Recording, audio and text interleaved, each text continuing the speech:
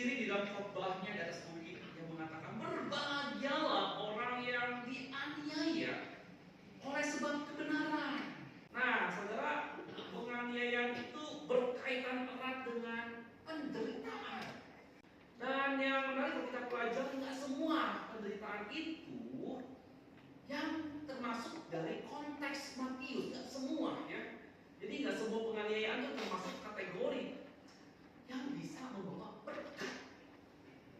Nah, kita perlu membedakan penganiayaan seperti apa. Ini misalnya adalah penganiayaan karena kesalahan ya, karena kesalahan diri kita sendiri ya. Apabila kita mengalami penderitaan karena kesalahan atau kelalaian atau kebodohan kita, maka apa yang kita hadapi selanjutnya merupakan apa? Merupakan konsekuensi atau hukuman.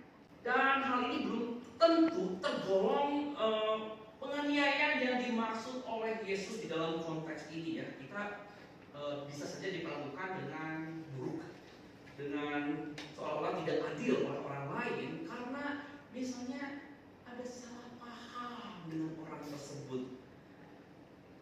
Saudara, maksud kita mungkin baik, tetapi dia salah paham sehingga dia menangkap kita tuh mau melakukan sesuatu hal yang buruk. Nah, hal ini banyak sekali terjadi yang jauh-jauh di gereja misalnya. Oh, kita tuh udah setengah mati, kita berjuang habis-habisan, energi kita habis, waktu kita untuk melakukan suatu pelayanan. Tapi ada kalanya itu bisa disalahpahami. Yang biasanya terjadi itu karena miskomunikasi. Dan waktu terjadi salah paham, orang yang tersakiti itu bisa berpikir yang macam-macam. Kemudian bisa melakukan hal-hal yang ngomongin di luar dan lain sebagainya, membuat kita tuh panas telinga ya. Nah, saudara, ternyata itu juga belum tentu termasuk penganiayaan dalam kategori yang dimaksud di dalam Matius ini ya. Nah, kita akan melihat yang kategori seperti apa penderitaan atau penganiayaan yang dimaksud di dalam konteks Matius ini ya. Nah, yang pertama itu adalah penderitaan yang dikarenakan kebenaran, saudara.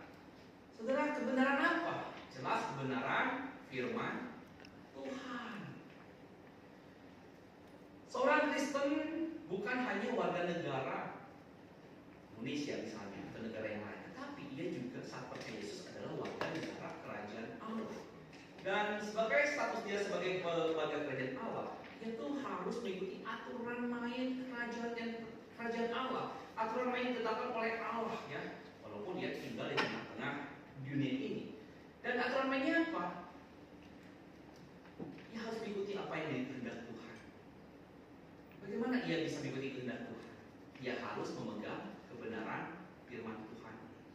Ia harus menjadikan firman Tuhan sebagai prinsip di dalam hidupnya yang membuat gaya hidup bagi dia. Nah, persoalannya ketika ada seorang anak Tuhan yang memegang erat firman Tuhan sebagai fondasi, persoalannya ini bisa menjadi ancaman bagi orang-orang yang mempraktikkan